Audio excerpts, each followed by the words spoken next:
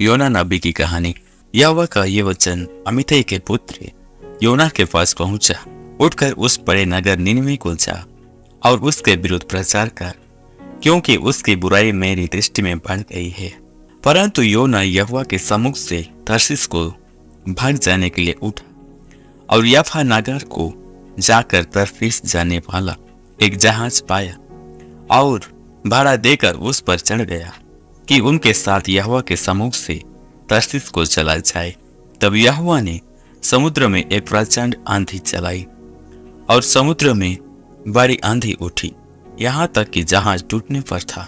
तब मल्लाह लोग डालकर अपने अपने देवता की दुहाई देने लगे और जहाज में जो व्यापार की सामग्री थी उसे समुद्र में फेंकने लगे कि जहाज हल्का हो जाए।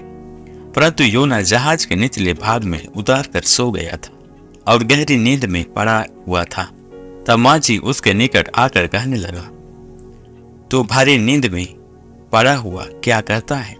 उठ अपने देवता की दुहाई दे। संभव है कि ईश्वर हमारी चिंता करे और हमारा नाश ना हो। तब उन्होंने आपस में कहा, आओ हम चिट्ठी डालकर जान लें कि यह विपत्ति हम पर किसके कारण पड़ी है। तब उन्होंने चिट्ठी डाली और चिट्ठी योना के नाम पर निकली।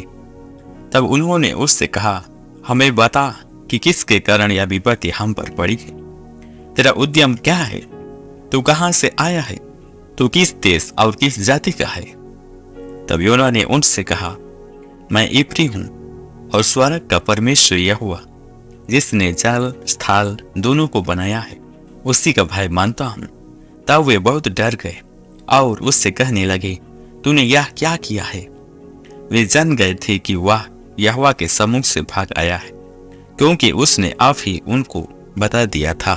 तब उन्होंने योना से पूछा, हम तेरे साथ क्या करें जिससे समुद्र शांत हो जाए?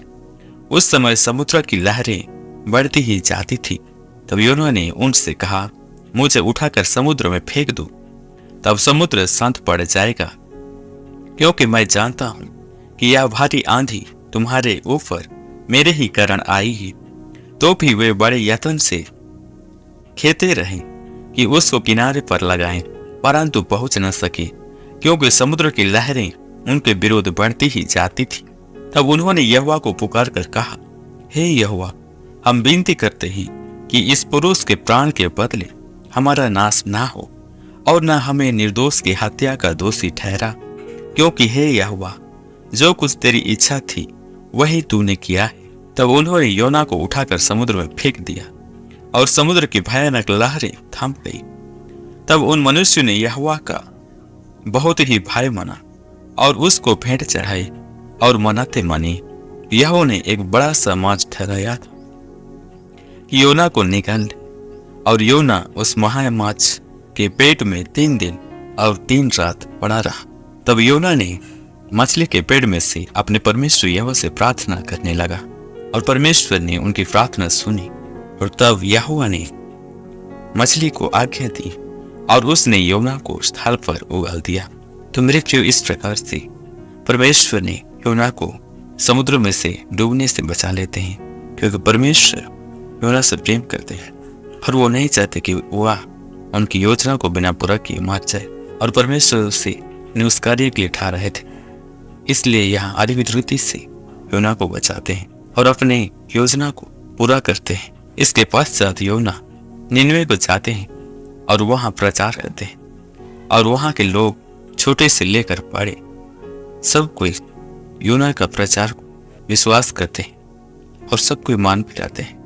और परमेश्वर देखते हैं कि वे जब अपने कुमार्ग से फिर रहे हैं, तब उनको वह माफ कर देते हैं और पूरे निनवे शहर को नष्ट करने से अपनी इच्छा को बदल देते हैं।